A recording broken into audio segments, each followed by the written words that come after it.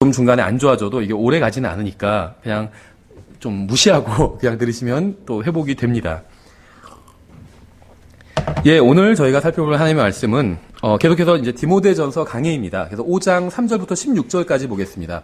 앞에 1절, 2절과 그다음에 17절부터 21절까지인가요? 끝까지는 저희가 지난 시간에 봤습니다. 그래서 이번 시간엔 중간에 3절부터 16절까지 이 부분을 보겠습니다. 그런데 지금 이 부분은 사실 교리적으로 이렇게 뭐 힘든 부분이 아닙니다. 그래서 그 강해야 할 내용이 많지는 않아요. 그래서 오늘 분량은 굉장히 적습니다. 분량상으로는 제가 준비한 걸로 봐서 한 20분이면 끝나요. 만약에 20분에 끝나지 않으면 또 3,000%로 빠졌다고 보시면 됩니다. 준비하지 않은 얘기를 막 하는 거라고 보시면 돼요. 예, 먼저 5장 3절부터 4절. 참 과부인 과부들을 존경하라. 만일 어떤 과부에게 자녀나 손자들이 있거든 그들이 먼저 집에서 효성을 보여 자기 부모에게 보답하게 하는 것을 배우게 하라. 그것은 하나님 앞에서 선하며 받으실 만한 것이니라. 근데 여기서요, 이제 자녀나 손자들이라고 했는데 사실은 조카들이에요. 손자가 아니라. nephew라고 되어 있습니다. 영어 성경에. 근데 이게 아마 제가 이제 찾아보진 않았어요. 근데 딱 왜 이렇게 번역을 했냐. 분위기를 보니까 아마도 이게 원어에는 이게 손자라고 되어 있을 가능성이 있을 것 같아요. 그러니까 지금 영어 킹제임스 성경과 뭔가 다른 부분은 다 그렇다고 보시면 돼요. 왜냐하면 그 성경에서 친구들에게 가서 얘기하라. 영어 킹제임스 성경에 friend라고 되어 있는데 예수님께 고침받은 사람한테 예수님께서 네가 다시 네 집에 돌아가고 집에 가고 친구들에게 가서 하나님께서 너에게 얼마나 큰 일을 해주셨는지 전하라 했을 때도 지금 흥정에서 이제 친지들이라고 되어 있거든요. friend가. 근데 아마도 원어에 그렇게 되어 있을 가능성이 있는 것 같아요. 근데 이제 원어에 그렇게 돼 있다 할지라도 영어 킹제임스 성경에 friend라고 돼 있으면 친구라고 번역하는 게 저는 맞다고 생각합니다. 여기서도 마찬가지예요. nephew라고 했으면은 손자들이라고 하지 말고 그냥 조카들이라고 하는 게 맞지 않나 생각해요. 제가 뭐 흠정역을 비판하는 게 아니라 저는 흠정역 좋은 성경이라고 생각합니다. 그래서 우리가 사용하고 있고. 한데 영어 킹제임스 성경에 nephew라고 돼 있으니까 그러면 모든 언어가 다 다양한 뜻을 가지고 있어요. 한 단어가. 그러면은 영어 킹제임스 성경에서 이거를 nephew라고 받았다면 그랜드 children이라고 받지 않고 nephew라고 받았다면 조카들이라고 번역을 하는 게 저는 무조건 맞다고 생각합니다. 영어 킹제임스 성경 기준으로 원어가 기준이 아니라. 왜 원어가 기준이 될 수 없느냐? 이건 저희가 지금 원문 비평 시간에 자세히 다루도록 하겠습니다. 아마 다음 주 돌아오는 주에 좀 이런 얘기가 나올 것 같아요. 예, 어쨌든지 간에 오늘 이제 이 디모데전서 강의에 좀 충실하겠습니다. 방금 제가 이제 읽은 본문 3절, 4절과 또 이제 이어지는 본문들은 강단에서 거의 선포되지 않는 말씀이에요. 그렇죠. 아마 이 디모데전서 5장 3절, 4절 설교하는 거 들으신 적 있으세요? 없으실 것 같아요. 저는 한 번도 없어요. 이 본문을 설교하는 걸 뭐 주제 설교나 무슨 설교로도 들은 적이 없어요. 당의 설교를 하는 걸 들었다면 들었겠지만 거의 들은 적이 없습니다. 이게 뭐 인기 있는 부분은 아닙니다. 근데 성경은 분명하게 부모에게 효도하라고 가르치고 있어요. 효도하라고 가르치고 있습니다. 신앙을 핑계로 효도하지 않아도 된다. 이렇게 가르친 적은 한 번도 없습니다. 오히려 그 반대죠. 내가 하나님을 섬기기 위해서 뭐 고르반이라고 하면, 하나님께 드린다고 하면 뭐 부모한테 섬기지 않아도 된다. 이렇게 주장하는 걸 예수님께서 비평하셨잖아요. 마찬가지 문맥이에요. 여기서도. 성경은 항상 부모를 존경하라고, 존중하라고 말씀하고 있습니다. 그렇죠? 근데 이제 우리가 주의할 게, 지난 시간에도 예전에도 말씀드렸지만, 자녀들이 부모님께 순종해야 된다는 그거는 사실이에요. 근데 여기서 말하는 자녀들은 한국말로는 좀 구분이 안 되는 경우가 있어요. 저도 저희 부모님의 자녀죠. 지금 나이가 40이 넘었지만, 저도 저희 부모님의 자녀예요. 그렇죠? 근데 이제 성경에서 자녀들은 부모에게 순종해야 한다고 했을 때, 말하는 자녀는 저 같은 자녀를 말하는 건 아닙니다. 영어로 보면 분명히 영어로는 children이에요. 제가 아무리 동안이지만 children은 아니잖아요. 그렇죠? 누가 저보고 children이라고 안 하죠. 전 저 동안이라고 생각하는데 예전에 충격받은 적이 있어요. 예전에는 누가 저를 부를 때 학생 이렇게 불렀어요. 근데 조금 나이를 먹으니까 학생이라고 안 부르고 아저씨 이렇게 불러요. 그렇죠? 그런데 몇 년 전에는 아버님 이렇게 부르세요. 아버님. 깜짝 놀랐어요. 제가 아는 어떤 형제님도 저보다 나이는 많은데 기계를 굉장히 좋아하는 분이고 그런 분이에요. 뭐 아이폰 새로 나오면 항상 새 걸로 바꾸고 그런 분인데 새로 나와서 이제 새 걸로 바꾸려고 갔어요. 그랬더니 효도폰 같은 걸 보여주더래요. 아버님한테는 이게 제격입니다. 그래서 자기는 처음에 자기를 부르는지 몰랐어요. 저도 깜짝 놀랐어요. 학생 이렇게 부르다가 아저씨 부르다가 사장님 이렇게 부른 적도 있어요, 저를. 한동안 사장님 부르다가 아버님 이렇게 불러 깜짝 놀랐어요. 어딜 봐서 무슨 아버님이라고. 그렇잖아요. 네. 근데 어쨌든 간에 차일드는 아니라는 거죠. 분명히. 그렇죠. 누구도 절 보고 차일드라고는 안 하잖아요. 그렇죠. 그래서 자녀들이 부모님한테 순종해야 된다 했을 때 거기서 말하는 자녀들은 영어로 child예요. children. 저는 children이 아니죠. 그래서 제가 부모님한테 모든 걸 다 순종할 필요 없다는 거죠. 부모님이 저한테 너 교회 하지 마 한다고 해서 제가 교회 안 하는 게 아니라 너 교회 가지 마 한다고 해서 제가 교회 안 가는 게 아니라는 거죠. 근데 미성년자 예를 들면 children인데 부모님이 교회 가지 말라고 하면 그건 교회를 가지 말아야 돼요. 이게 좀 조심스러운 얘기지만 부모님이 둘 다 교회 가지 말라고 그러면 순종해야 돼요. 다만 이제 순종하되 부모님한테 내 뜻을 얘기할 수는 있죠. 저는 예수님을 믿고 교회를 가기 원하지만 하나님께서 부모님한테 순종하라고 하셨고 아버지가 그렇게 말씀하셨기 때문에 제가 가지는 않겠습니다. 하지만 제가 너무 괴롭습니다. 이렇게 얘기를 하는 거예요. 마찬가지로 남편이 교회 가지 말라고 하면 부인은 교회 가지 말아야 돼요. 근데 이제 얘기를 할 수는 있겠죠. 순종한다고 해서 아무 말도 하지 말라는 게 아니에요. 순종하면서 얘기를 하면 돼요. 나는 예수님을 믿고 예수님 믿는 사람 반드시 예수님께 믿는 사람들끼리 모여서 예배를 드려야 된다고 믿지만 성경에서는 남편에게 순종하라고 그랬고 내가 당신에게 순종하기 때문에 가지는 않습니다. 하지만 난 너무 괴롭습니다. 이러면요. 계속 그런 모습을 동일하게 보이잖아요. 남편이 나중에 가라고 그래요. 근데 그렇게 하지 않고 어디 당신이 하나님을 대적하고 있어? 하면서 그렇게 나가니까 남편이 더 강하게 반발하는 거예요. 성경에서 말 없는 순종으로 남편의 마음을 얻을 수 있다고 했잖아요. 집안일을 열심히 하고. 그렇죠. 당신 집안일도 안 하고 교회만 가니까 남편이 교회를 반대하는 거예요. 구원받지 않은 남편들이. 교회 가지 말라고 해서 집안일을 더 열심히 해보세요. 근데 그것만 하고 끝나는 게 아니라 얘기를 해야 돼요. 나는 하나님께 나가서 예배를 드리고 싶지만 당신이 가지 말라고 그랬고 하나님께서 남편에게 순종하라고 했기 때문에 나 순종한다. 근데 내가 사실 속은 너무 괴롭다. 그렇게 얘기를 하면요. 한 발짝 물러난 거죠. 남편도 물러나게 돼 있어. 나중에 가라고 할 뿐만 아니라 자기도 같이 나와요, 교회에. 그렇죠. 그래서 아이들은 부모님께 순종해야 됩니다. 근데 저는 부모님의 자녀긴 하지만 아이는 아니잖아요. 제가 지금 저희 부모님께 순종할 필요는 없다는 거예요. 너 교회 가지 말라고 해서 제가 교회 안 나갈 수는 없다는 거죠. 저는 이미 아이가 아니라 남자가 되었기 때문에. 그렇죠. 남자답게 행동하지 못할 때도 있지만 어쨌든 남자잖아요. 남자가 되었기 때문에 아이가 아니에요, 저는. 그래서 부모님께 순종하지 않는다고 해서 부모님을 무시하는 건 아니죠. 결혼해서 이미 성인이 되었지만 부모님을 존경해야 됩니다. 존중해야 되고. 그렇지만 모든 걸 디테일하게 순종할 필요는 없다는 거예요. 그렇게 할 수도 없고. 저는 이미 가정을 꾸려서 저의 삶이 있어요. 그렇죠. 저의 가정을 또 이끌어야 되고 부모님이 너희는 이쪽으로 이사와 한다고 해서 제가 이사 갈 수는 없다는 거죠. 저희 가정의 어떤 계획 하에서 이사를 다니는 거지 부모님께 그걸 순종할 수는 없다는 거예요. 다만 존경하고 존중할 수는 있겠죠. 그렇죠. 예, 그래서 좀 그 차이는 있지만 어쨌든 간에 성경은 기본적으로 부모에게 효도하라고 말씀하고 있습니다. 이거는 뭐 차일드건 아니건 상관없어요. 부모님께 효도하고. 그렇죠. 그래서 부모님을 모시기 위해서 예배에 참석하지 못하는 경우도 종종 있을 수 있습니다. 부모님 모시기 위해서. 예를 들면 무슨 특별한 일이 있을 수 있잖아요. 칠순잔치를 한다든지, 팔순잔치를 한다든지 하는데 그게 주일이에요. 그럼 나는 주일 예배에 빠질 수 없기 때문에 그건 할 수 없습니다. 이렇게 하는 것보단 그 한 주 빠지고 잔치에 참여할 수 있겠죠. 그렇죠. 그러니까 충분히 그럴 수 있다는 거예요. 그거 잘못된 게 아니라는 겁니다.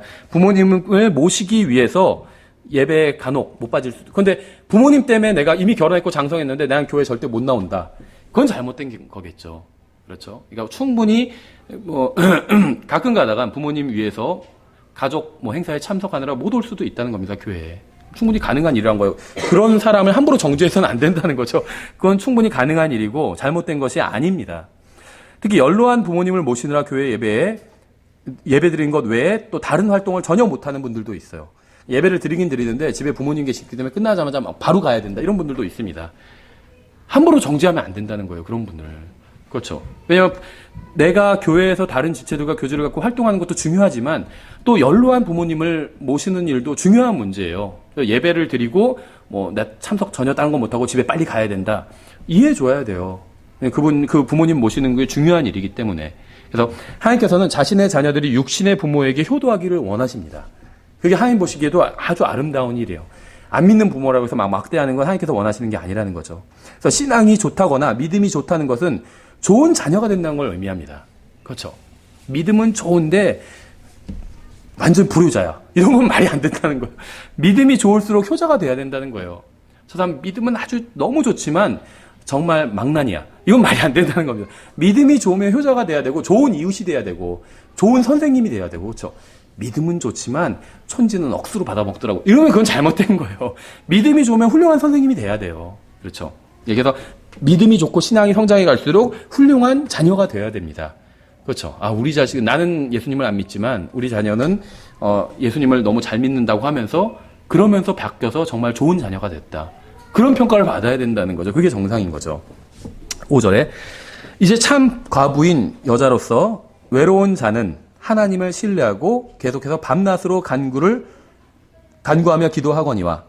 성경에 의하면 참 과부는 부양할 자녀나 손자들, 조카들이 없는 사람을 의미합니다.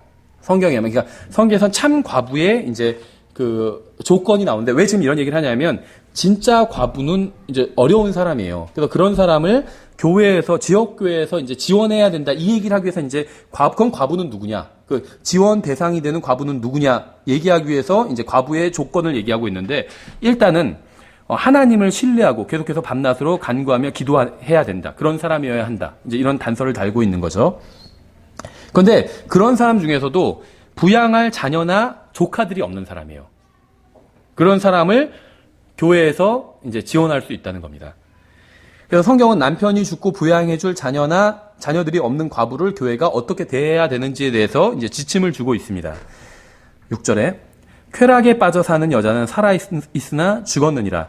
이것들을 명하여 그들이 책망받을 것이 없게 하라. 그러나 누가 자기 친족, 특히 자기 집 사람들을 부양하지 아니하면 그는 믿음을 부인한 자요 불신자보다 나쁜 자니라. 8절은 부모를 부양하는 것뿐만 아니라 가정을 부양하는 문제를 다루고 있죠. 문맥은 지금 이제 그 과부를 지원하는 그 문제인데, 이제 그 문맥인데, 그 문맥 내에서 이제 가정을 부양하는 이런 이야기까지도 지금 하고 있어요. 그러면서, 그러니까 문맥은 가정을 부양하는 걸 분명히 다루고 있는데, 그 중에서도 특히 혼자 된 어머니를 부양하는 문제에 초점을 맞추고 있습니다. 하나님께서는 마땅히 부양해야 할 가족을 부양하지 않으면 불교도나 무슬림이나 가톨릭이나 그 어떤 이단 종파에 속한 사람들보다 더 나쁜 사람이라고 말씀하고 있어요. 그래서 성경에 따르면 킹제임 성경을 믿는 사람이 가정을 부양하지 않으면 여호와의 증인이나 몰몬 교인보다 훨씬 더 나쁘다는 겁니다. 그렇죠. 구원 못 받았다는 게 아니라 구원은 받지만 나쁜 사람도 구원받을 수 있잖아요. 그런데 상급은 못 받는다는 거예요. 그렇죠. 가정을 부양하는 문제가 이렇게 중요한 문제예요. 9절에 60세 이하의 과부는 수에 넣지 말라. 그러니까 60세 이하의 과부는 과부로 치지 말라는 거죠. 과부는 한 남자의 아내였던 자로서 세상의 물질적인 필요를 채우기 위해서 교회의 헌금을 사용하는 사람들도 있습니다. 어떤 교회는 뭐 헌금의 70%를 뭐 선교하는 데 쓴다. 그건 좋죠. 또 어떤 교회는 헌금의 뭐 절반을 구제하는 데 쓴다. 그래서 지역 사회에서 구제하는 데 쓴다. 이렇게 광고하는 교회도 있어요. 실제로 그렇게 실행하면서. 근데 그러한 행위를, 그러니까는 예를 들면 교회의 헌금을 가지고 지역 사회에서 구제하는데 쓰는 행위를 우리가 사악하다고 얘기할 수는 없죠. 그렇죠. 나쁜 행위는 아니에요. 굶는 사람들 밥 먹여준다는데 어떤 그 상황에서도 굶는 사람에게 밥 먹여주고 하는 게 나쁜 건 아니거든요. 다만 이제 교회의 목적이 그것은 아니라는 겁니다. 하나님께서는 단 한 번도 세상을 물질적으로 구제하라는 명령을 교회에게 주신 적이 없어요. 그러니까 우리가 교회에서 헌금을 모으는데 교회에서 헌금을 모으는 목적이 세상을 구제하기 위함은 절대 아니라는 겁니다. 그러니까 세상을 구제하는 일이 나쁘다는 게 아니에요. 좋은 일이에요. 그런데 그게 교회에게 맡겨진 임무는 아니라는 겁니다. 그건 이 세상 정부에게 맡겨진 일이에요. 아니면 다른 시민단체나 다른 단체들에게 맡겨진 일이지 교회라는 단체에게 맡겨진 일은 아니라는 거죠. 그렇죠. 구제 사업이 좋은 사업이지만 교회의 그 일은 아니라는 겁니다. 그래서 본문은 교회의 구제 대상이 되는 과부에 관해서 설명하고 있어요. 그래서 지역 교회가 구제해야 할 대상이 되는 과부는 먼저 60세 이상이어야 합니다. 그리고 이제 한 남자의 아내였었어야만 합니다. 과부라는 게 남편이 돌아가셨다는 거니까 한 남편의 아내였었던 사람이어야만 합니다. 근데 이제 여기서 요 표현이 약간 좀 눈여겨볼 만한 표현인데 한 남편의 아내였던이라는 표현이 있죠. 한 남편의 아내였던. 근데 이 표현을 3장 2절의 감독의 자격과 좀 비교해 볼 필요는 있어요. 왜냐하면 요런 표현이 좀 기독교계에서는 좀 논란이 되는 표현입니다. 논쟁이 되는 표현이에요. 무슨 말씀이냐면 디모데전서 3장 2절에서 감독의 자격에 대해서 말씀하시면서 감독을 이제 뭐라고 정의하느냐는 일단 둘째 치고 감독의 자격에 대해서 말씀하시면서 한 아내의 남편이어야만 한다 이렇게 말씀하고 있잖아요.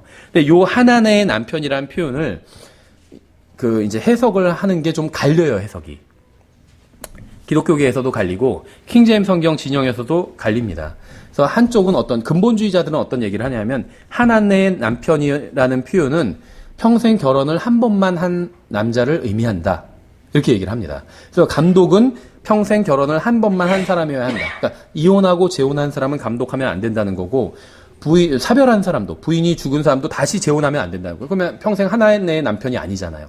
근데 그렇게 보통은 근본주의자들은 그렇게 해석하는데 킹제임 성경 믿는 사람들은 어떻게 해석하냐면 현재 진행형으로 현재 한 아내의 남편이기만 하면 된다. 왜냐하면 이 당시의 배경을 보면 이제 일부 다처제가 허용돼 있었어요.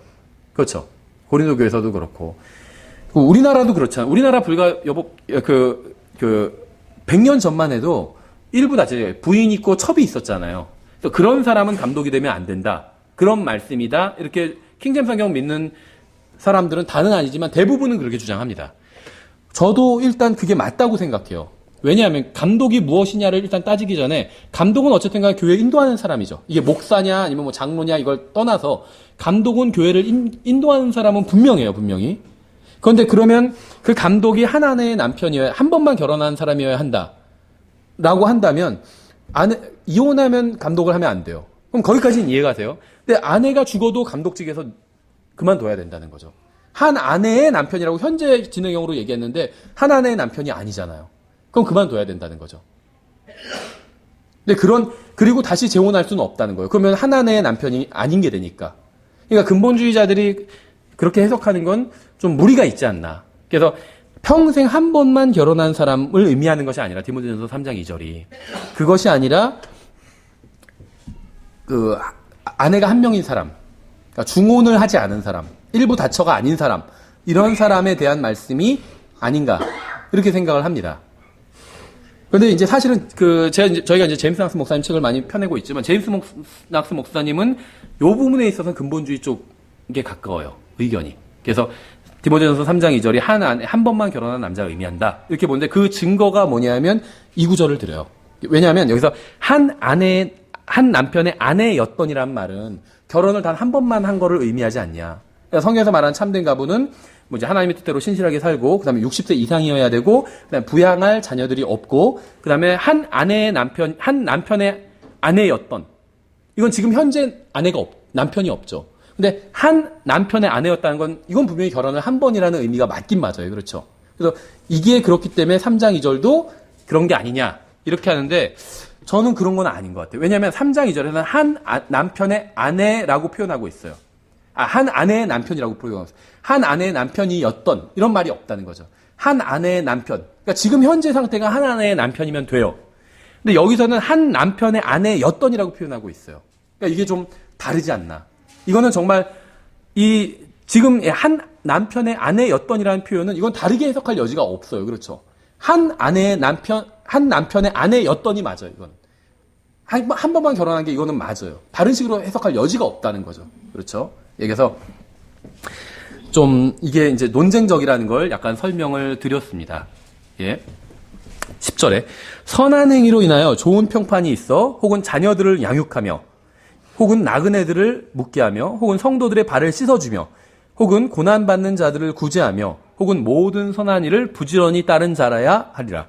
그러니까 이 구절도 지역교회의 구제 대상이 되는 과부의 조건에 대해서 이제 계속 부연 설명을 하고 있는 거죠. 아무리 60세 이상의 과부라 해도 젊은 시절에 방탕하게 살았다면 교회 구제 대상이 되지 않는다는 겁니다. 야박한 것 같지만 이건 제 생각이 아니에요. 성경에 나온 그대로 지금 해석하고 있잖아요. 자신이 가난하다는 이유로 교회에 구제를 요청할 권한이 자동으로 주어지는 것은 아니라는 겁니다. 그러니까 이제 주의할 게 뭐냐면 그런 사람이라고 해서 교회에서 그럼 절대 구제하면 안 된다. 이런 얘기를 하는 건 아니에요. 이거는 지금 일종의 강행 규정인 겁니다. 그러니까 이런 사람은 당연히 구제해야 된다는 거예요. 근데 이런 사람이 아니라면 당연히 구제해야 할 의무가 교회에 있는 것은 아니라는 겁니다. 그러니까 이렇게 경건하게 살지 못했다 할지라도 어려우면 교회에서 구제할 수 있어요. 그게 잘못됐다는 얘기 절대 아닙니다. 하지만 당연히 구제해야 된다. 그 차원은 아니라는 거예요. 교회에서 구제를 할 수도 있고 아닐 수도 있어요. 근데 지금 여기서 명시하고 있는 것, 이건 일종의 강행 규정이에요. 이렇게 해야 돼요. 어떤 여자가 이렇게 경건하게 살았어요. 그리고 자녀들도 없고, 60세 이상이고, 그 성도들의 발을 씻어주고, 다른 사람들을 섬기고, 그랬으면 이 사람은 교회에서 반드시 구제해야 된다는 거예요. 차이를 아시겠죠? 예, 그래서 젊은 시절 자녀들을 양육하고 나그네들을 대접하고 성도들의 발을 씻어주고 고난받는 자들을 구제하고 선한 일을 부지런히 한 사람이 과부가 돼서 이제 나이가 들면 60세 이상이면 교회에서는 반드시 구제해야 한다는 겁니다. 그러니까 성경은요, 뿌린 대로 거둔다고 말씀하고 있어요. 평생 교회에게 복을 끼친 사람은, 이게 지금 다른 성도들의 발을 씻어주고 교회에 복을 끼친 거잖아요. 그 사람은 나중에 교회로부터 복을 받을 자격이 있다는 거예요. 뿌린 대로, 심음과 거둠의 법칙이에요, 이거는. 신약 성경의 법칙이고. 그런데 평생 죄에 빠져 살던 사람은 구제 대상이 아니고 교회의 구제를 요구할 수도 없고 교회가 자신을 구제해주지 않는다고 비난할 수도 없다는 겁니다. 평생 세상에서 살고 그러다가 이제 구원받고 예수님께로 돌아왔어요. 그건 좋은 일이지만 자기가 평생 방탕하게 살았기 때문에 지금 나이 들어서 어렵다면 교회에 그거를 요구할 수가 없다는 거예요. 왜 나를 구제 안 해주냐? 내가 어려운데 왜 나를 모른 체냐? 이렇게 요구할 수가 없다는 겁니다. 교회에서 그 사람을 구제해줘도 돼요. 그런데 안 해줘도 그게 비성경적으로 하는 건 아니라는 거예요. 어떤 분들 잘 몰라가지고 그런 얘기를 하더라고요. 저 어려운 사람들이 있는데 왜 교회에서 구제를 안 하냐? 그런데 그 사람들 무조건 다 구제하라고 말씀하고 있지 않습니다. 오히려 그 반대되는 말씀이 있어요. 그게 뭔지는 제가 뒤에서 보여드릴게요. 그래서 어렵다고 해서 교회에서 무조건 구제하는 건 아니에요. 경우에 따라서 좀 달라진다는 거죠. 그런데 반대로 지금 여기서 열거하고 있는 이런 경우라면 반드시 구제해야 된다는 거예요. 이건 강행 규정이에요. 그렇게 해야 되는. 그렇죠? 예, 그래서 성경의 원칙은 단순합니다. 다른 사람들의 필요를 채워주었던 사람은 다른 사람들에 의해서 채움을 받게 될 것이고 그렇지 않은 사람은 채움을 받지 못하게 된다는 겁니다. 아주 단순한 원칙이에요. 갈라디아서 6장 7절에 나오죠. 속지 말라. 하나님은 조롱당하지 아니하시나니 사람이 무엇을 심든지 또한 그것을 거두리라. 젊은 시절 교회를 열심히 섬긴 사람이에요. 그럼 교회로부터 섬김을 받아야 된다는 거예요. 나이가 들었을 때. 그렇죠? 근데 그렇지 않다면 교회가 그 사람을 섬길 이유가 없다는 겁니다. 그러니까 금전적인 면에 있어서 그렇다는 거예요. 그러니까 60세 전에 교회에 복이 되었던 사람은 60세 이후에는 교회가 그 사람에게 복이 될 겁니다. 하지만 60세 이전에 교회에 복이 되지 않았던 사람에게는 60세 이후에 교회도 그 사람에게 복이 되지 않을 수 있다는 거예요. 물질적으로. 그러니까 이러한 성경의 원칙은 다른 사람에게 적용하기보다 먼저 자신에게 적용해야 됩니다. 그러니까 이런 제가 지금 성경의 원칙을 말씀드리는 이유는 다른 사람을 판단하는 게 아니에요. 저 자매님은 평생 그냥 방탕하게 살다가 지금 나이 들어서 왔는데 교회가 왜 저 자매님 어렵다고 왜 도와줘야 돼요? 이렇게 하라고 알려드리는 게 아니에요. 자기 자신을 돌아보라는 거예요. 자기 자신을. 그렇죠? 그러니까 우리가 배우는 하나님의 말씀은 다른 사람에게 들이대기 전에 먼저 자기에게 들이대 봐야 돼. 자기 안에 있는 들보를 먼저 제거하고 다른 사람의 눈 안에 있는 티를 빼내라고 했잖아요. 그래서 이런 말씀은 항상 자기 자신부터 먼저 돌아봐야 됩니다. 그렇죠? 나는 여기에 합당한가? 이게 자기 자신을 돌아보라는 거지 다른 사람 판단하는 게 아닙니다. 예, 그래서 자기에게 먼저 이런 원칙을 적용해 봐야 됩니다. 여러분은 교회에 무엇을 주었습니까? 교회가 다른 게 아니에요. 다른 형제 자매들에게. 무엇을 주었나요, 여러분이? 만약 아무것도 준 것이 없다면 자신이 교회로부터 아무것도 받지 못한다고 해서 놀라거나 불평해서는 안 된다는 겁니다. 이러한 것은 저의 생각도 아니고 야박한 것도 아니고 하나님의 말씀에 기록된 성경적 구제 원칙이에요. 이런 게 성경에 기록되어지 않는데 제가 이런 얘기를 한다면 굉장히 야박한 거죠.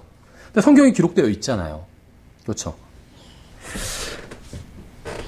11절 그러나 젊은 과부들은 거절하라. 그들은 그리스도를 대적하여 방탕하기 시작할 때에 결혼하리라. 약간 조금은 이해하기 어려운 구절인데요. 이것은 영적인 것이 아닌 물질적인 것에 관한 말씀입니다. 성경은 단 한 번도 젊은 과부들에게 복음을 전하지 말라거나 침례를 주지 말라거나 교제에서 배제하라거나 이런 적이 없습니다. 여기서 말하는 거절은 그런 거절이 아니에요. 본문에서 젊은 과부들은 과부들을 거절하라는 것은 구제 대상에서 제외하라는 거예요. 구제 대상에서 제외하라는 거지 뭐 다른 거에서 제외하라는 게 아닙니다. 교회의 목적은 복음을 전하고 진리를 가르치고 선포하는 것이지 가난한 자들의 물질적인 필요를 채워주는 것은 교회의 목적이 아닙니다. 그게 사악하다는 게 아니에요. 좋은 일이에요. 가난한 자들의 물질적인 필요를 채워주는 건 좋은 일입니다. 교회의 목적은 아니라는 거예요. 그렇죠. 그거는 세상에서 할 일이에요. 다른 사람들이. 세상에서 복음을 전해주진 않잖아요. 그 세상에서 막 성경의 진리를 변호해주진 않잖아요. 교회의 할 일은 복음을 전하고 성경의 진리를 변호해주고 성도들끼리 서로 격려해주고 이게 교회의 할 일이에요. 그렇죠. 세상이 할 일은 가난한 사람들을 구제하는 거. 그건 세상이 할 일이고 좋은 일이지만 교회가 할 일은 아니고 세상이 할 일이라는 거죠.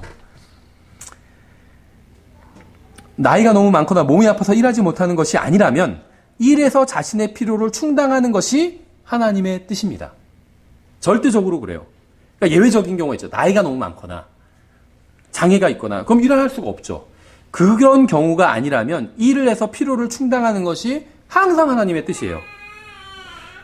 데살로니가후서 3장 10절에 나오죠. 우리가 너희와 함께 있었을 때에도 너희에게 이같이 명령하여 누구든지 구원받았든 구원받지 않았든 누구든지 일하려 하지 아니하거든 먹지도 말라고 하였노라. 예, 일을 해야 되는 게 구원받았든 구원받지 않았든 모든 사람에게 주신 모든 사람을 향하신 하나님의 뜻입니다. 생각해 보세요. 먼 지역에서 와서 낯선 곳에 와서 언어도 통하지 않는데 일하는 사람들이 있죠. 뭐 외국인 노동자들에 대해서 뭐 좋게 볼 수도 있고 나쁘게 볼 수도 있죠. 긍정적인 면이 있고 부정적인 면이 있어요. 우리나라 또 경제에 미치는 긍정적인 면이 있고 부정적인 면이 있어요, 분명히. 뭐 저는 뭐 경제 같은 건 잘 모르지만 외국인 노동자들이 어떤 대기업 입장에서 보면 굉장히 좋은데 서민들 입장에서 보면 또 안 좋아요. 일자리 다 뺏어가기 때문에. 근데 대기업 입장에서는 값싼 노동력 사용할 수 있기 때문에 좋죠. 근데 이제 그런 건 다 접어두고 뭐 우리가 상관할 바가 아니니까 다 접어두고 어쨌든 간에 말도 통하지 않는데 와가지고 그쵸. 할 수 있는 말도 별로 없어요. 뭐 사장님 나빠요. 이런 말뿐이 말도 잘 못해요. 그런데도 일을 하잖아요. 그럼 그런 사람이 일할 수 있다면 우리도 일할 수 있다는 거죠. 그렇죠. 예. 할 일이 없다. 이거는 일할 수가 없다. 몸이 건강한데 또 나이가 무슨 막 너무 고령이 아닌데 그런 얘기를 한다면 그건 핑계라는 겁니다. 성경의 원칙을 따르지 않는 거예요. 성경에선 일을 하라고 했어요. 그렇죠. 그러니까 예외적인 경우 빼고 장애가 있거나 고령이거나 이런 경우 빼고는 일을 해야 되는 게 맞다는 거죠. 외국인 노동자들도 말이 안 통하는 사람도 일하는데 우린 당연히 일할 수 있다는 거죠. 그래서 야박한 것 같지만 이게 성경의 원칙이기 때문에 누가 교회에 구걸을 하러 와도 돈을 주진 않아요.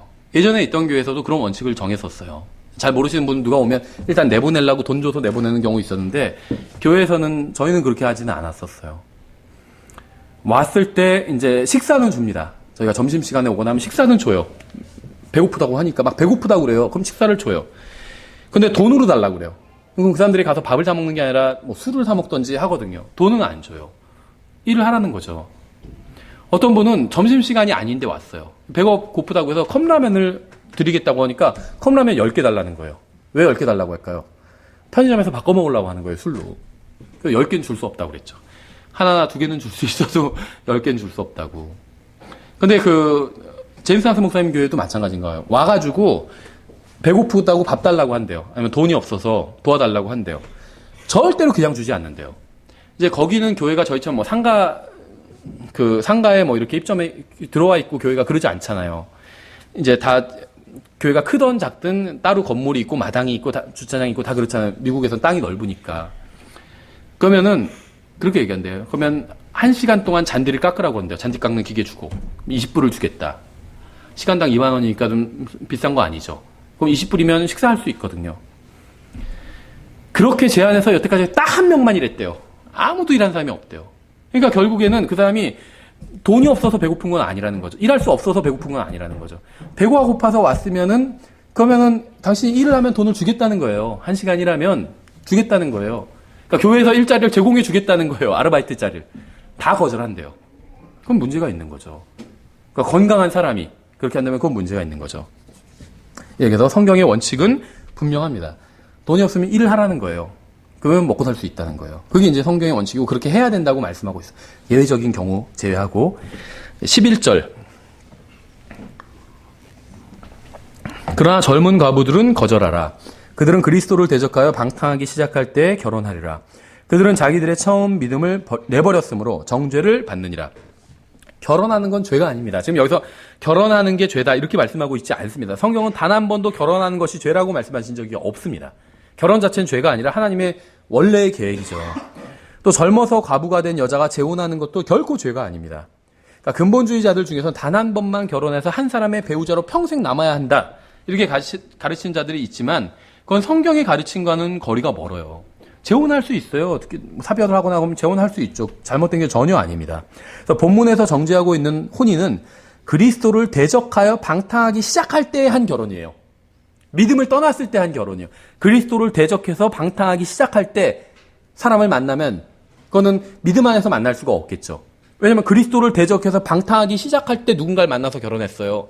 그럼 그거는 잘못된 결혼을 하는 거죠. 그렇죠. 그래서 그리스도를 대적해서 방탕하기 시작할 때 한 행위는 그것이 결혼이든 무엇이든 간에 다 죄입니다. 그리스도를 대적해서 방탕하기 시작할 때 한 행위는 그것이 무엇이든 간에 다 죄라는 거예요. 그렇죠.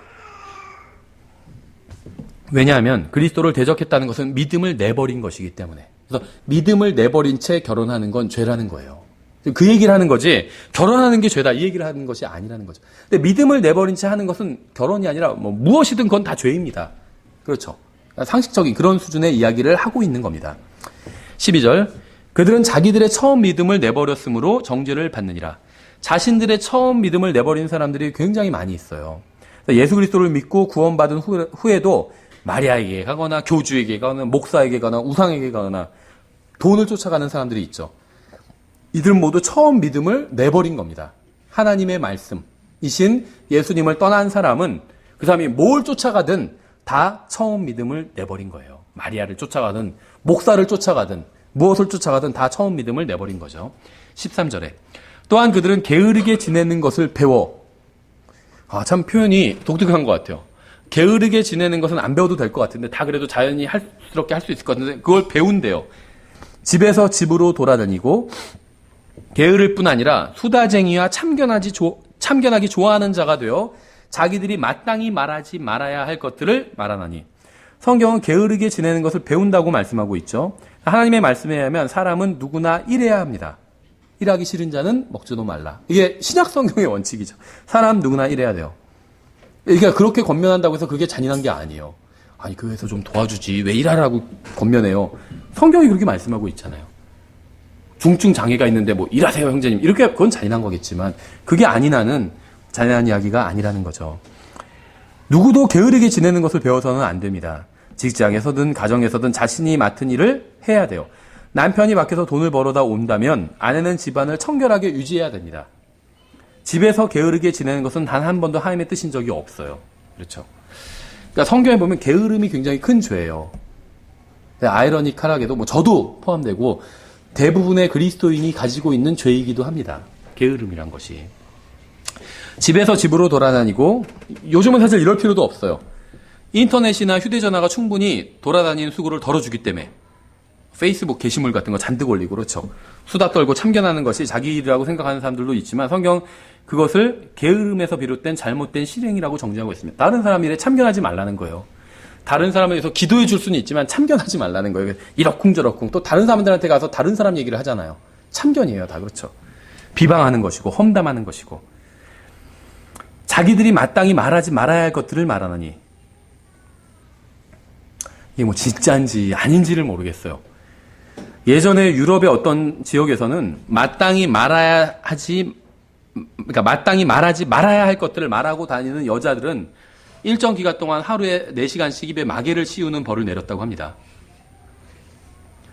이게 가정의 평화를 위해서 필요한 것 같기도 해요. 제가 예전에도 얘기한 적이 있는지 모르겠는데 인터넷에서 굉장히 재미있는 그림을 봤는데 교통사고 사망률을 50% 줄일 수 있는 획기적인 방법이래요. 뭐냐면 남편이 운전할 때 이제 아내가 옆에 앉잖아요. 근데 옆좌석에 딱 그 스티커 하나만 붙이면 된대요. 어떻게 되냐면 스티커가 이렇게 금지 표시돼 있고, 그러니까 옆좌석에 돼 있고 아내가 여자가 앉아 있는데 입에 이렇게 마스크를 해놨어요. 그러니까 옆에서 부인이 아무 말만 안 하면 사고가 50% 줄어든다. 이런 내용에서 저는 굉장히 공감이 많이 됐었는데, 네. 근데 이게 진짜인지는 모르겠어요. 입에 마개를 씌운다는 게, 뭐, 그랬을 수도 있겠죠. 그러니까 수다쟁이가 되고 참견하기 좋아하고 마땅히 말하지 말아야 할 것들을 말하는 가장 근본적인 이유는 일하지 않기 때문이요. 시간이 남기 때문입니다.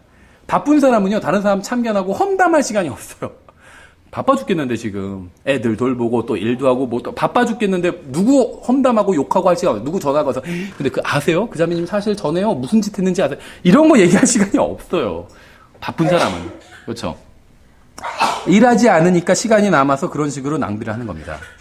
그러니까 뭐 일이라는 게 꼭 직장에 나가야 된다 이 얘기를 하는 게 아니에요. 가정을 돌보는 것도 일이죠. 아이들 돌보고 집안 청소해 놓고 성경 어디에서도요 지저분한 게 영적인 거라고 나온 적은 없어요. 영적인 사람 깨끗해야 됩니다. 그렇죠? 깨끗해야 돼요. 집안을 청소해 놓을 수는 있잖아요. 깨끗이 해야 된다는 거죠.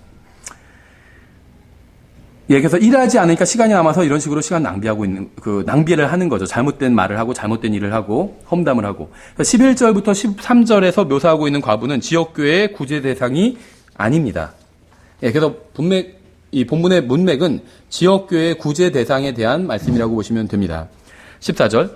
그러므로 나는 젊은 여자들이 결혼해서 자녀들을 낳고 가정을 꾸리며 비방할 기회를 대적에게 전혀 주지 말기를 원하노라. 그러니까 젊은 여자들이 결혼하는 것은 하나님의 분명한 뜻입니다. 그러니까 자녀들을 낳고 가정을 꾸리고 또 비방할 기회를 적에게 주지 않는 것은 하나님의 뜻이에요. 하나님의 말씀과 부합하는 다른 이유가 있지 않은 한 이렇게 하는 것이 하나님의 뜻입니다. 그렇죠? 그러니까 결혼을 하지 말아야 될 이유가 있다든지 정당한. 그럼 안 할 수도 있겠지만 그게 아니라면 일반적인 뜻은 젊은 여자들이 결혼하는 것이고 또 자녀를 낳는 것이고. 근데 자녀를 낳지 못할 또 사정이 있을 수도 있죠. 낳으려는데 뭐 불임이라서 낳을 수 없다든지 아니면 낳을 수는 있지만 내가 뭐 암에 걸렸다든지 그럼 임신을 할 수 없잖아요. 그래서 뭐 그런 특별한 사정이 있다든지 그 외에도 뭐 말 못한 사정이 있을 수 있겠죠. 그런 사정이 있으면은 비껴갈 수는 있겠지만 그게 아니라면 일반적으로는 이것이 이제 하나님의 뜻이라는 겁니다. 그렇죠? 그래서 아까 말씀드린 것처럼 17세기에 평범한 미국 여자들을 13명씩 낳았다는데 우리나라도 뭐 크게 다르지 않다고 봐요. 거의 한 10명씩은 낳죠. 평범한 그 사람들이 100년, 200년 전에는. 그래서 뭐 우리가 그 시대에 태어나지 않은 게 뭐 굉장히 감사하겠죠. 저희도 사실은 지금 둘을 낳는데 셋을 낳으라 그러면 이거는 쉽지 않다는 생각이 들거든요. 예, 키우는 게. 낳는 것도 낳는 거지만 키우는 것도 이게 솔직히 자신이 없어요. 제가 인간적인 관점으로는. 근데 뭐 셋도 그런데 무슨 뭐 10명을 하라 그러면 이거는 불가능하게 보이는데 사실은 과거의 여자들은 이렇게 살았고 그래서 지금보다는 좀 더 경건하게 살았습니다. 죄 지을 기회가 그만큼 줄어들어요. 애를요, 3, 4, 5, 6, 10명을 키우는 여자는요, 죄를 지을 기회가 거의 없다고 봐요, 저는. 시간이 없어, 죄를 지을 시간이. 그렇죠. 네, 그래서 구원받는다는 거예요.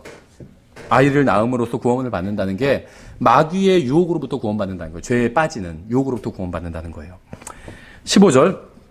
어떤 자들은 이미 사탄을 따라 돌아섰도다. 성경은 분명하게 자신의 처음 믿음을 내버리고 사탄을 따라서 돌아선 자들이 있다고 분명히 말씀하고 있어요. 그래서 우리가 하나님의 말씀을 믿는 믿음을 내버리면 그것은 곧 그리스도를 대적하는 것이고 사탄을 따라서 이 세상의 길로 가는 겁니다. 다른 게 사탄을 따라가는 게 아니에요. 이 세상 사람들 다 사탄을 따라가고 있잖아요. 사탄을 따라간다는 게 다른 말이 아니에요. 사탄이 어디 가죠? 결과적으로 사탄의 영원한 종착지가 어디죠? 지옥이잖아요. 이 세상 사람들 다 사탄을 따라가고 있는 거죠. 근데 우리는 영원한 종착지가 지옥이 아닌데도 이 세상 사람들과 같은 길을 걷고 있다면 그거는 일시적으로 사탄을 따라가고 있는 거죠. 근데 사탄을 따라가는 게 다른 게 아니라 믿음을 내버리는 게 사탄을 따라가는 거예요. 믿음을 내버리는 게. 믿음을 내버린다는 게 다른 의미가 아니라 성경에서 말씀하시는 대로 하지 않는다는 게 믿음을 내버리는 겁니다. 항상 성경에서 믿음이라고 하면 그건 항상 하나님의 말씀을 믿는 믿음이에요. 하나님의 말씀을 믿고 그대로 하면 그건 믿음이 있는 거예요.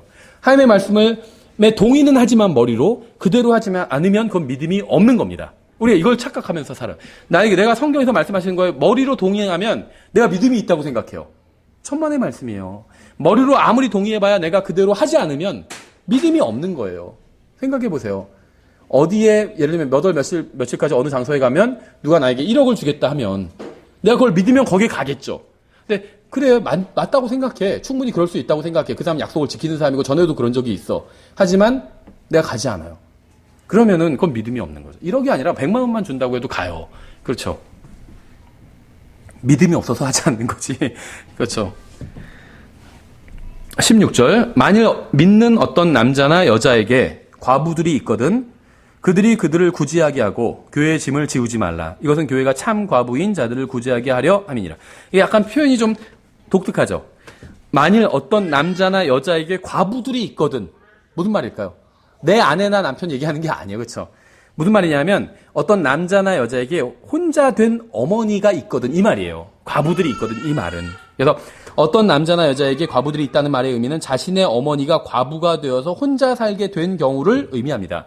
이제 그럴 때는 자신의 어머니가 10절의 조건을 충족한다 해도 교회에서 구제하게 하지 말고 자신이 직접 부양해야 한다는 거예요. 그렇죠? 그러니까 경건하게 산 그 과부라 할지라도 나이든 과부라 할지라도 자녀가 있다면 교회가 부양하게 하지 말고 자녀가 부양하게 해야 된다는 거예요. 이게 이제 성경의 원칙입니다. 그래서 만일 그리스도인이 혼자 된 어머니를 부양하지 않으면 그리스도의 심판석에서 주님께로부터 무슬림, 불신자보다 더 나쁜 자라는 평가를 받게 될 것입니다. 생각해 보세요. 예수님께서 십자가에서 마지막으로 여러 가지 중요한 일을 하셨는데 생각해 보세요. 예수님께서 지금 십자가에서 하시는 일은 다 중요한 일이죠. 하나도 중요하지 않은 일이 없어요. 근데 그 중요한 일 중에 한 가지가 무엇이었는 줄 아세요?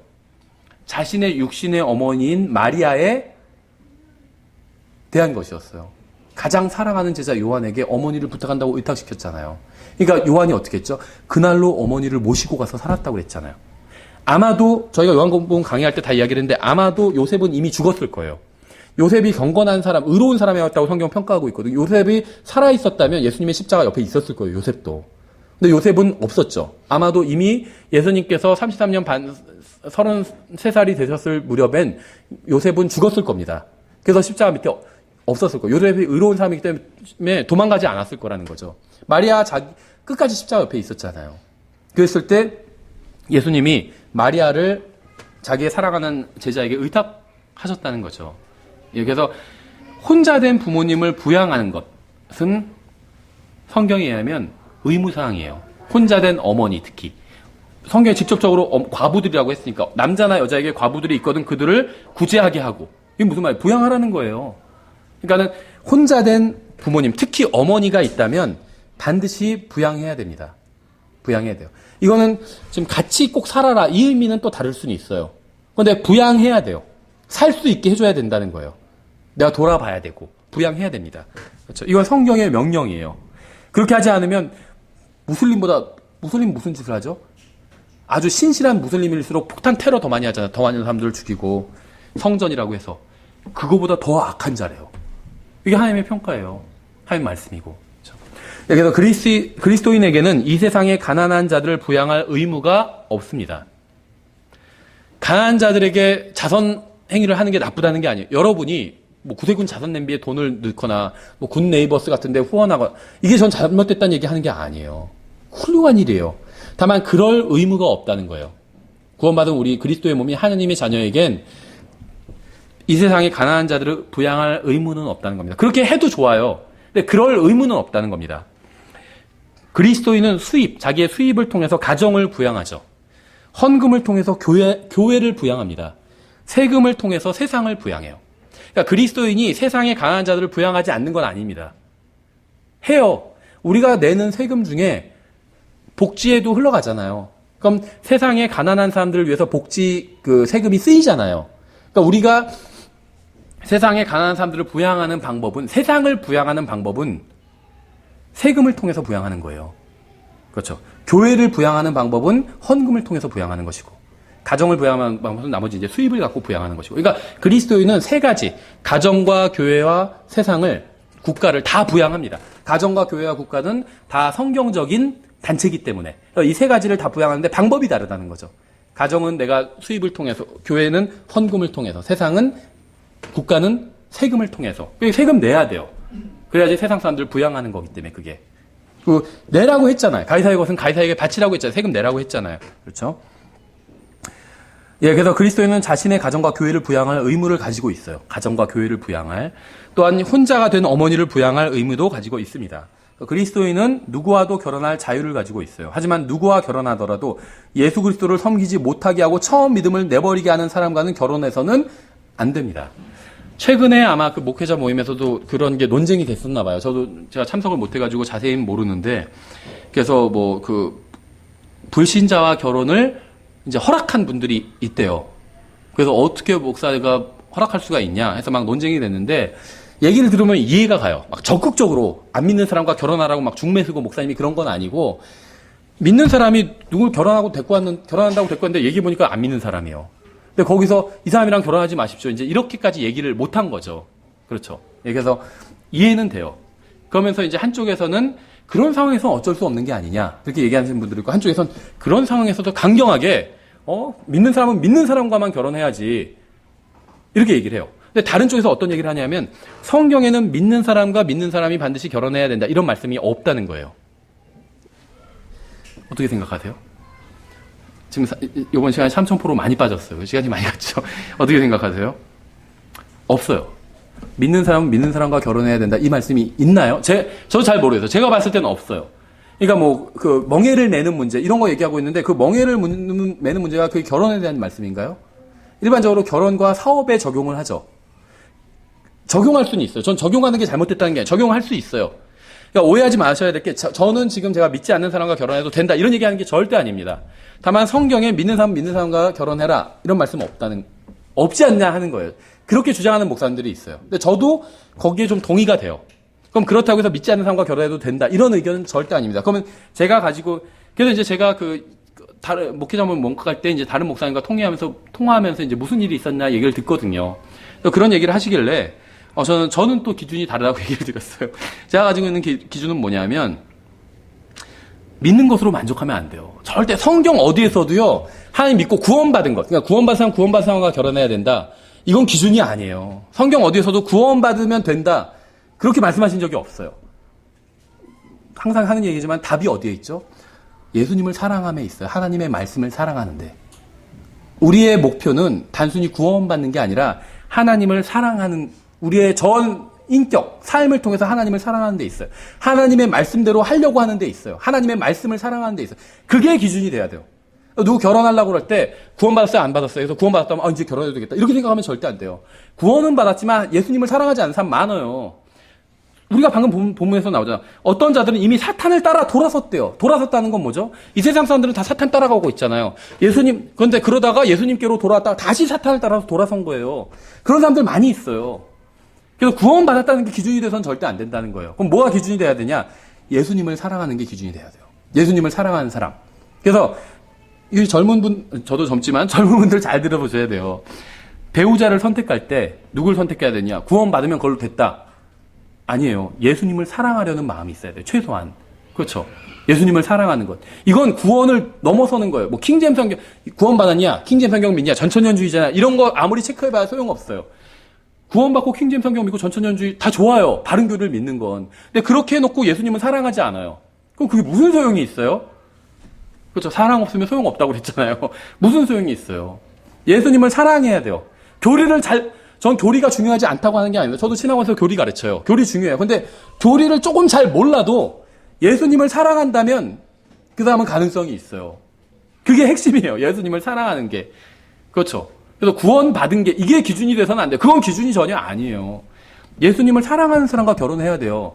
나도 목표가 구원받는 게 목표가 아니라, 구원은 예수님 믿으면 다 받잖아요. 그건 너무 쉬워요. 예수님을 사랑하는 게 내 삶의 목표가 돼야 돼요. 그래서 내가 예수님을 사랑한다는 걸 나의 삶, 나의 인생을 통해서 보여주는 게 내 목표가 돼야 돼요. 구원받았다고 해서 통과, 예수님 절대 그러지 않았어요. 그리스도의 심판석에선. 구원은 쉬워요. 거저줘요. 그건 우리의 삶의 목표가 전혀 아니에요. 우리의 삶에 여러 가지 환경, 어려운 일이 일어난 것도 구원을 위해서가 아니에요. 구원 예수님 믿으면 다 받아요. 우리가 여러 가지 이런 상황에 처한 이유는 이러한 일들을 통해서 더 하나님을 알아가게 되고 닮아가게 되고 궁극적으로 예수님을 더 사랑하게 되는 것, 이걸 가르치기 위해서 우리에게 여러 가지 어려움도 주시고 이런 걸 허락해 주신 거거든요. 그게 삶의 목표가 돼야 돼요. 배우자를 구할 때도 그런 사람을 구해야 되고 나 자신도 그런 사람이 돼야 돼요. 구원받은 것으로 만족하지 말고 정말 하나님을 진심으로 사랑하는 사람. 아직은 좀 부족하지만 거기에 내 마음이 가 있고, 다른 게 아니에요. 우리가 뭐 진심으로 하나님을 온전히 사랑하는 사람이 몇이나 되겠어요. 나의 마음의 중심이 거기에 가 있으면 돼요. 잘 심지어 성경 잘 모르겠어요. 성경 문제. 예수님을 진정으로 사랑하면 돼요. 그러면 성경 문제도 이야기하면 다 설득될 수 있어요. 하나님의 말씀을 진정으로 사랑한다면, 지금 보고 있는 성경이 개혁 성경이라 할지라도 하나님의 말씀을 진정으로 사랑한다면요, 킹제임 성경 다 설명해주고 설득할 수 있어요. 그렇죠. 거기에 답이 있어요. 그럼 그런 사람이랑 결혼해야 되고 그런 사람을 배우자로 선택해야 되겠죠. 단순히 구원받았냐 안 받았냐, 전 그거는 문제의 본질을, 핵심을 한참 기준에, 하나님의 기준에 한참 못 미치는 거라고 생각합니다. 하나님의 기준은 예수님을 사랑하는가, 거기에 있어요. 생각해 보세요. 베드로가 잘못했고 다시 회복될 때 예수님께서 물으신 게 뭐가 있겠어요? 예수님께서 궁금하신 게 무엇일까요? 3번이나 동일한 거 물으셨죠. 네가 나를 사랑하느냐. 3번이나 물으셨어요. 그 다음에는 딴 거 묻지 않으셨어요. 네 가진 전 재산을 헌금하겠느냐, 이런 거 묻지 않으셨어요. 네가 나를 사랑하느냐. 3번이나 물으셨어요. 3번이나. 거기에 문제의 해답이 있고 본질이 있어요. 그렇죠. 예, 그래서 그게 기준이 돼야 됩니다. 뭐 구원받기만 하면, 구원받으면 그 사람은, 구원받은 사람만 결혼하면 된다, 이런 거 없다는 거죠. 답은 예수님을 사랑하면 있어요. 예수님을 사랑하면 돼요. 누구를 데려와도 좀 뭔가 부족하고 그래도 예수님을 사랑하는 사람을 데리고 오면, 결혼하겠다고 데리고 오면 그거는 되는 겁니다. 하나님의 뜻 가운데 있는 겁니다. 그렇죠. 예, 그래서 저희가 좀 간단히 살펴보려고 했는데 좀 길게 갔죠. 예, 찬송가 605장 찬양하고 기도하고 마치겠습니다.